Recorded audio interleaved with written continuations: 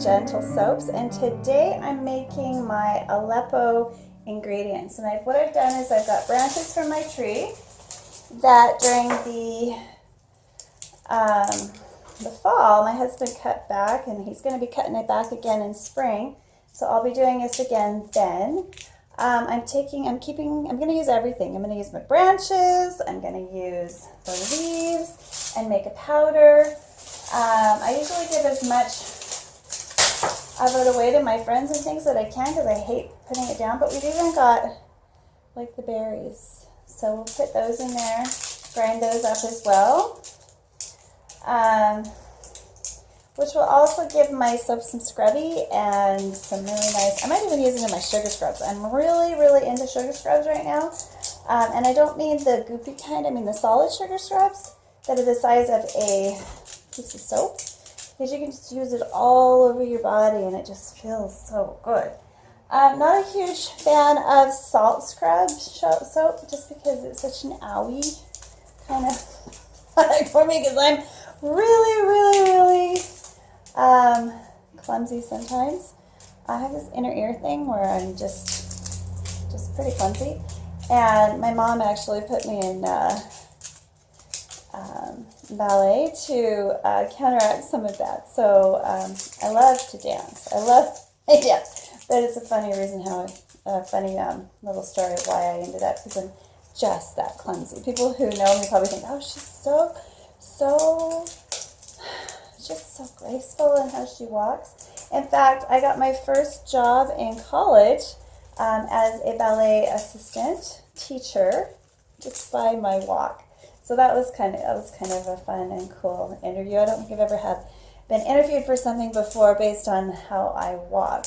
I'm not sure I'd get this job today after all the babies and everything, but it was pretty flattering. I was pretty proud of my teacher for teaching me so well. I went to a very small school, Juanita Malden School of Dance in Jerome, Idaho, and she taught us various techniques from Russian and Shiketi styles. So anyway, more than you needed to know about me and my life. So all I'm doing here is breaking off the leaves. So after I do this, I will go back and grind them all up. And I'm going to try to make some smudges with the branches, because when you break open even the branch, you can smell that wonderful oil in there. It's really strong, even after it's been dried for a couple of months like these have. So I'm getting quite a few leaves already. Pretty awesome stuff. I will give you a tour outside so you can see my giant tree. It's at least 3 times higher than me, and I'm at least 5'4". So apparently in Georgia, the trees get like 50 feet tall. Can't even imagine.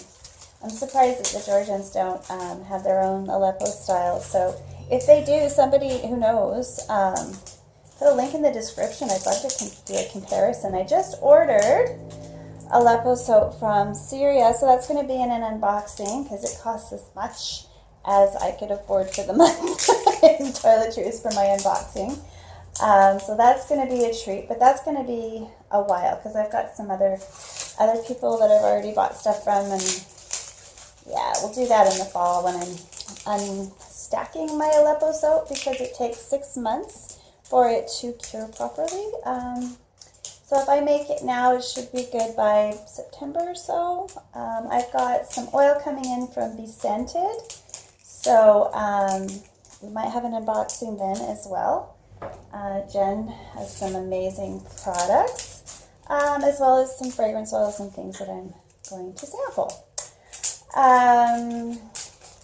Yeah, so this is pretty straightforward. You just break off the branches, and it was already washed, so washed it before I dried it, and then cleaned them off before now. So twice washed, I guess. So I'm even going to put those little blossoms and stuff here. I'll put those in there as well. But there's quite a stack of branches. I might see if there's any interest for smudge sticks or burning branches at the market. So if you're at the Victoria Public Market, come by and say hi. Or leave a, say hi in the description box. I love hearing from my my subscribers and people who are just out there stumble across me. So there'll be more to come. I'll bring you back for the grinding next. Okay. So what you can do with your bay is you can make wreaths out of it or swags, and then give them away as a culinary gift. Super nice. I gave as many away as I could for Christmas. We even have this yearly wreath decorating, so I took a bunch of branches then as well. I love my tree. The first time I tried to grow it, I think we were too close to the ocean, and that ocean breeze just, those little scaly guys that can get on the back of the leaves, just had a heyday, and I just couldn't get rid of it. And it got about maybe 3 feet tall, and then when we moved to our new home about 16 years ago, it shot up to the sky. So that's why I don't think it was the tree itself, because the tree just wasn't doing really well next to the ocean. But once we got about a couple miles in, because I'm still within walking distance of the ocean, just about at least 3 all of those wonderful little leaves that we took off the branch. Okay, a little closer so you can see what's going on.